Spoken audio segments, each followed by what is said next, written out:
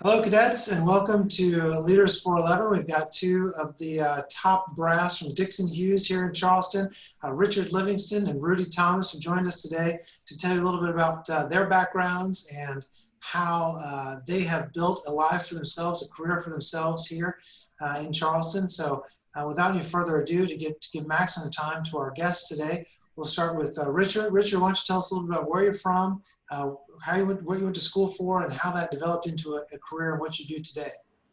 Yeah, of course. Hi, Richard Livingston. I originally grew up in Central Florida in a little town called Eustis, Florida. That was orange groves and cow pastures, and thought I wanted to go into the military, and West Point was too far north from Central Florida. So found out about the Citadel and did a overnight over the weekend, and liked the structure and the atmosphere there, and ended up going in. I thought I wanted to be a doctor when I came in, so went down the chemistry track. That lasted maybe half a semester, and ended up in business, and just had taken some accounting classes when I was a senior in high school, and it was just something that clicked for me, and decided I would move over to the business side with a major in accounting concentration. And then when you got out of school with your accounting concentration, did you start at Dixon Hughes? No, I didn't.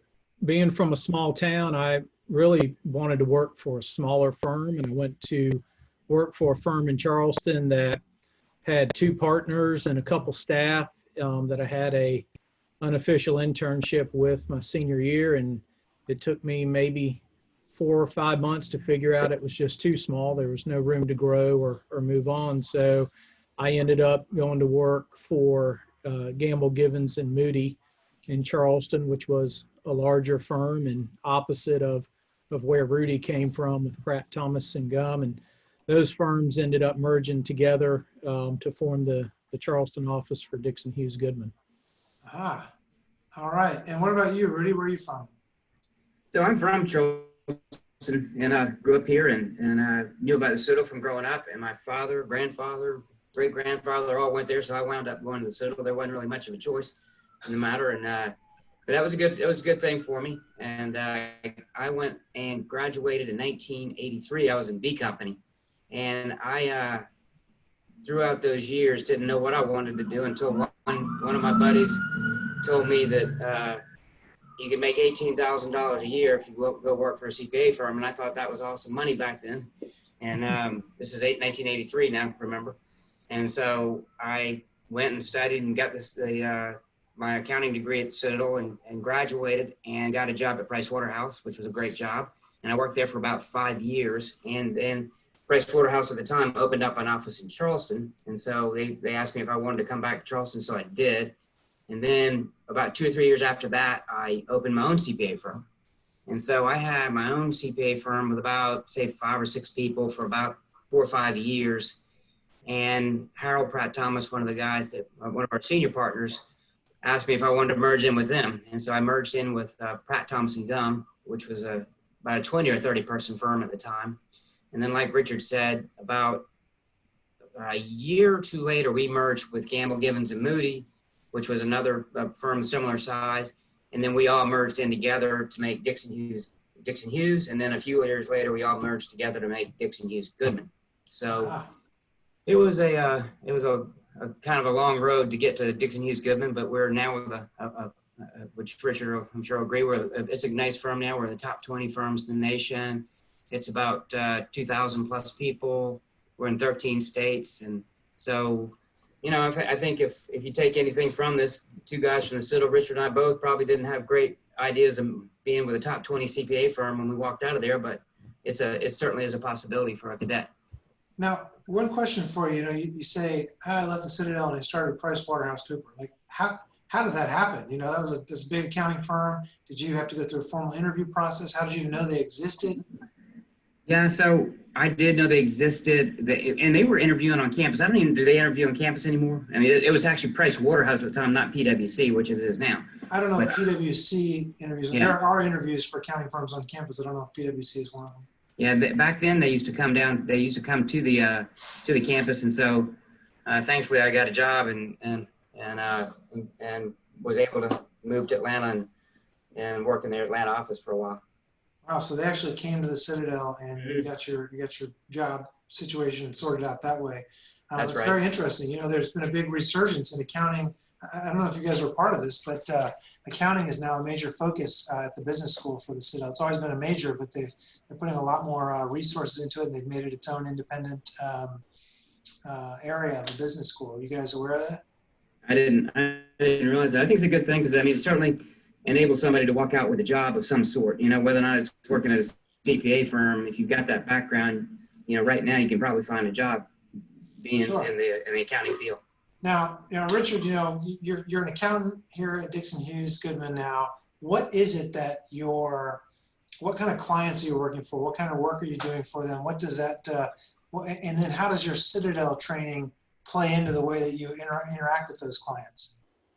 Yeah, sure. So I work with what we call our forensics group, and that is pretty much anything that I would say involves courts, lawyers, and so that would be forensic accounting, follow the money, somebody stealing something type issues. A lot of it is commercial litigation, contract disputes, partnership disputes, anything that has economic damages tied to it.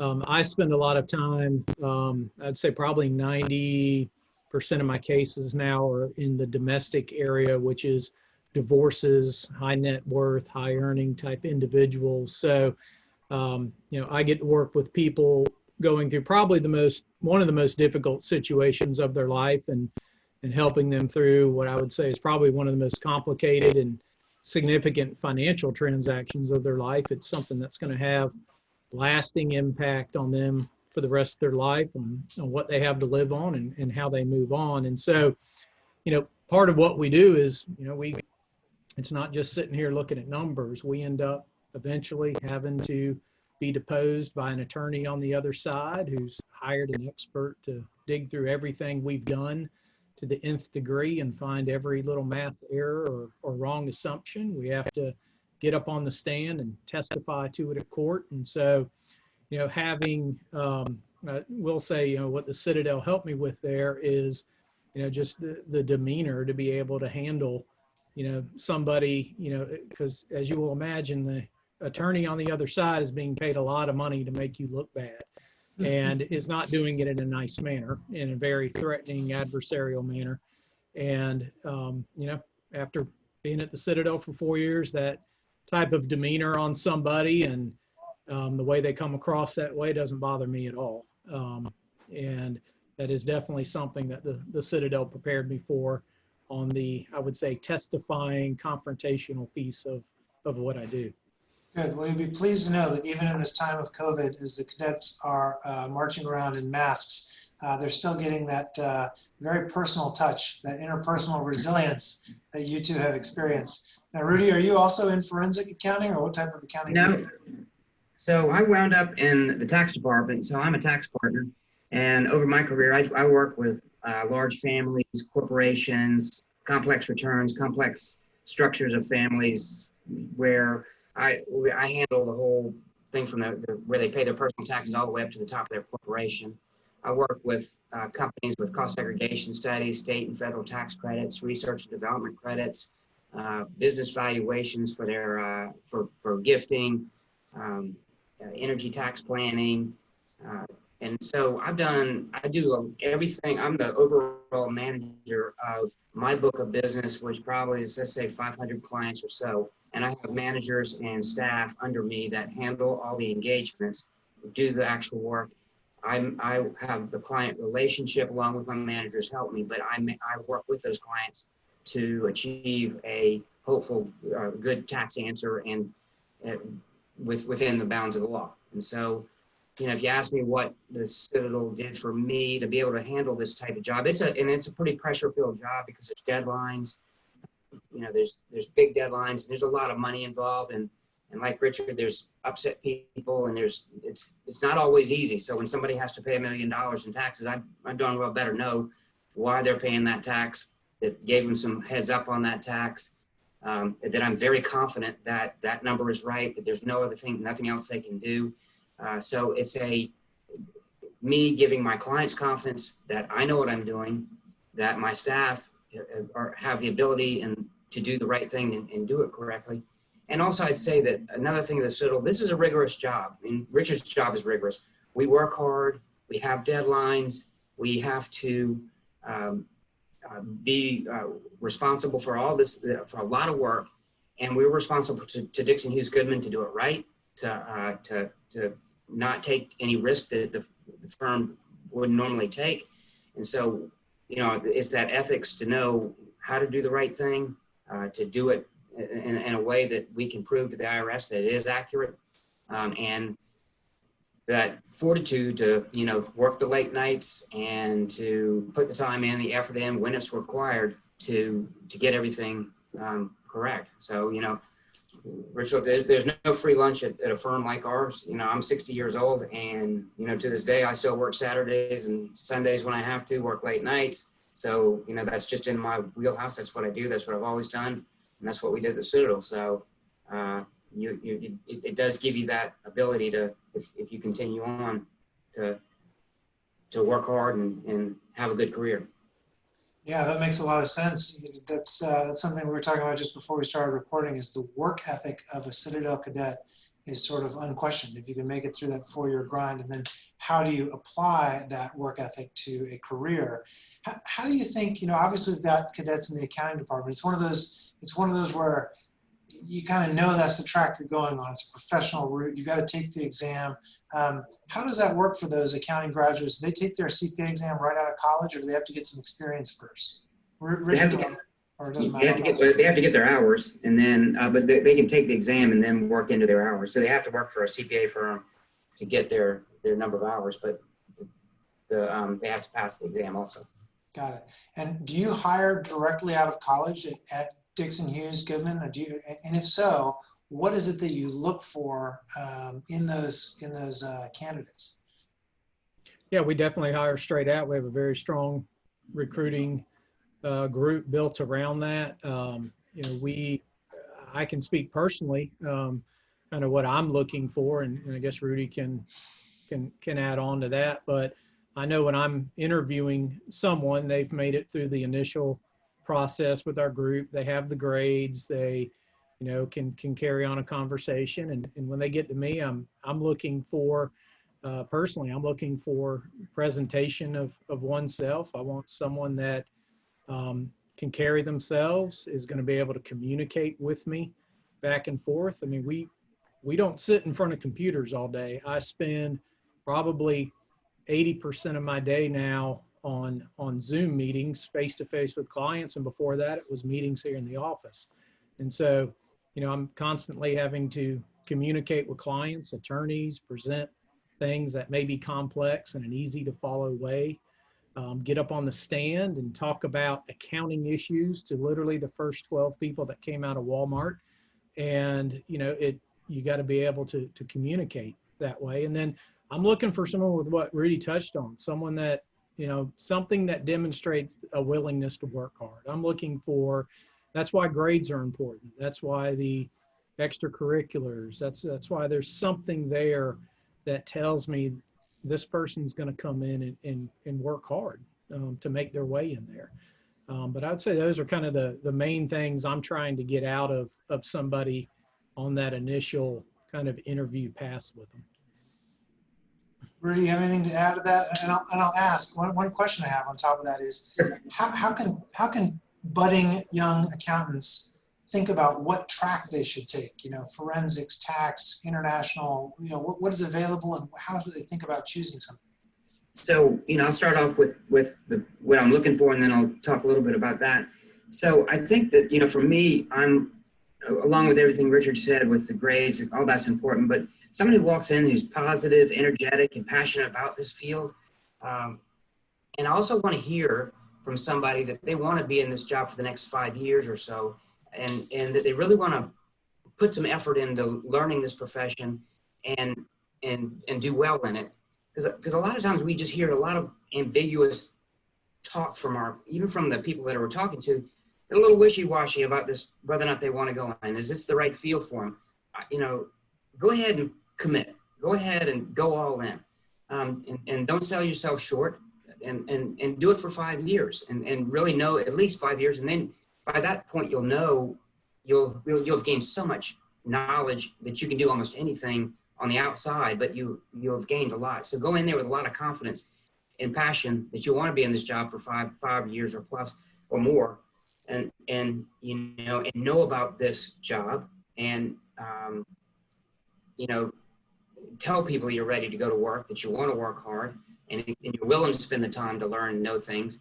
And where Richard really is, and where everything is going is niches. And so whether or not you want to be in the tax department, the audit department, or forensics, or any of the other ones we work in, putting together an area of expertise that you can sell to the world is what you really need. And so in my world, like you mentioned, international tax, partnership tax, corporate tax, things, a specific area that you're very good at is what makes you good, and what makes you a person and makes you a better CPA. And to tell you how to know what you're going to get into is probably a little difficult. It's probably just going to be a little bit of understanding what you like to do within this profession and what you did well in college. And I don't know if Richard has anything to add to that part of it, but it's hard to know exactly what you want to do, because we both, I started in audit and wound up in tax. I don't know where Richard started, but he probably did something like that too. Richard, where did you start? Yeah, so I started, with a small firm doing audit work. And again, I was only there a little while before I moved over to Dixon Hughes Goodman, but then ended up doing audit and tax work at the same time. And the forensic issue just kind of came up. The firm, Gamble, Gibbons and Moody, had done forensic work in the past, but they didn't market it. Pratt Thomas had a much more robust forensics group at that time, and Gamble, Gibbons and Moody wanted to grow it, and they needed a staff person to do the dirty work, dig through the boxes, organize everything, all the grunt type work. And I said, that sounds like fun, raised my hand, and that kind of opened the door for it, and that was able to grow, and until I wasn't doing audits anymore, until I wasn't doing taxes anymore, and I was doing forensics full time. And then when we merged with Pratt Thomas and were able to put the groups together, and with Dixon Hughes, it just took on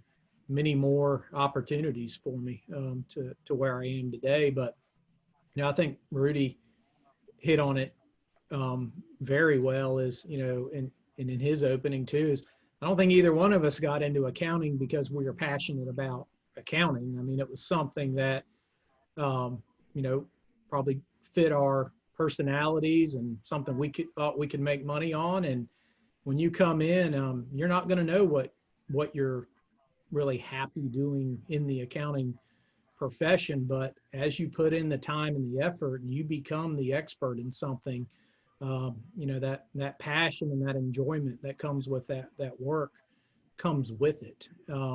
And I just truly think if you look at people that are successful at what they do, they didn't get there because they were passionate about it. They got into it. It fit their skill sets, and they developed themselves to the point, with that craftsman mindset that, they matched their skills to their career and wanted to be the best at it they could be. And I think that's where the enjoyment comes into it at the end of the day, because personally, I can't get paid for the things I'm passionate about. It's definitely not accounting. I enjoy what I do. I love helping people. I love the puzzle aspect of it. I like the complicated matters, the challenge of it. But, the things I'm passionate about don't really pay the bills. So very interesting to me that you both started out somewhere and you didn't necessarily end up there. You ended up successful in a career route. And I think Rudy's point is well taken, which is committing to something for, you hear a lot about this generation of jumping around different jobs and employment opportunities, but actually settling in and committing to something can help you develop that craft, as you said, have that craftsman's mindset. And then ultimately you get introduced to opportunities as they come up. I think that's very good advice. Well, before I get to the last question. I'll tell you one thing that's interesting about that is that there's a Price Waterhouse study a while back that talked about the amount of time you spent with a firm. You spent 3 years, your lifetime earnings will be X, 5 years will be 4 times that. If you say 8 years, it'll be 8 times that. So the amount of time that you put in with a firm, you exponentially increase your lifetime earnings because of that time that you put in up front. So that's very interesting. That's millennials anything. Well, one question, I know that cadets who are watching this are going to ask is, Rudy, what, I can tell Richard's in his office, but where are you, Rudy, in this video? I'm actually in an office that is an empty office space where we were not allowed to be in the office down and where we normally get. So I found some empty office space, and that's where I just put a couple of tables in and working in an empty office space. What's that picture behind you, though? What are the cadets looking at? Oh, that's Beirut, Lebanon. Ah, okay, all right. Well, that's something that we definitely want to know. The last question I'll ask you both, and I'll start with Richard, is given all the experience you've had as cadets and then as professionals, looking back, thinking about yourself in your senior year, getting ready to step out of the Corps of Cadets and into the real world, what do you wish you had known then that you know now? That's a tough question. There's a lot I wish I would have known. I would fall back on,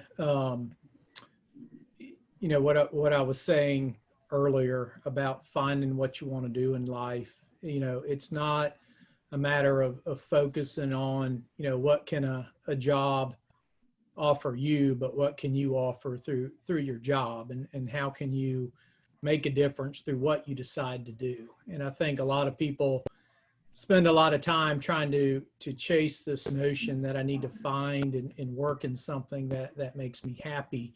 But I think as you take your skill sets and develop them in a profession that allows you to do what you want to do, if it's helping people, if it's teaching people, if it's dealing with complex issues, is to first just figure out what those skill sets are, find something that matches those skill sets, and then develop that opportunity to help people and focus on what can I offer.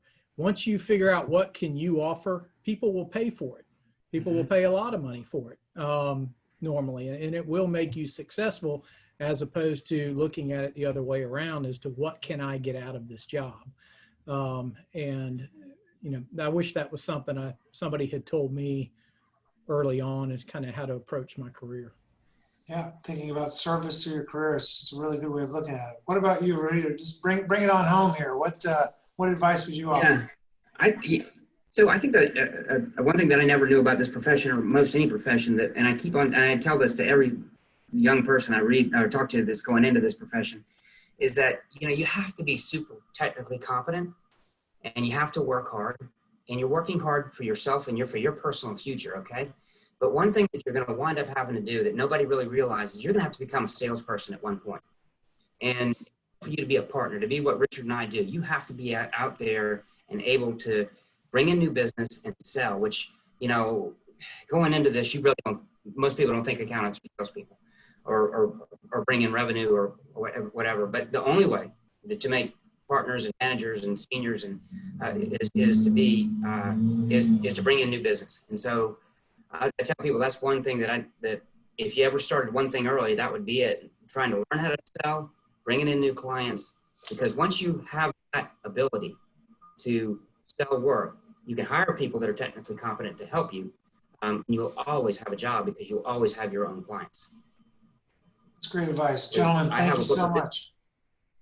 I really appreciate this. The cadets appreciate it. It's great to hear from alumni who are passionate about their work, or at least demonstrate a highly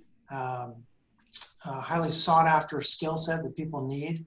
That was really a wonderful interview. So thank you both for the time. I very much appreciate it.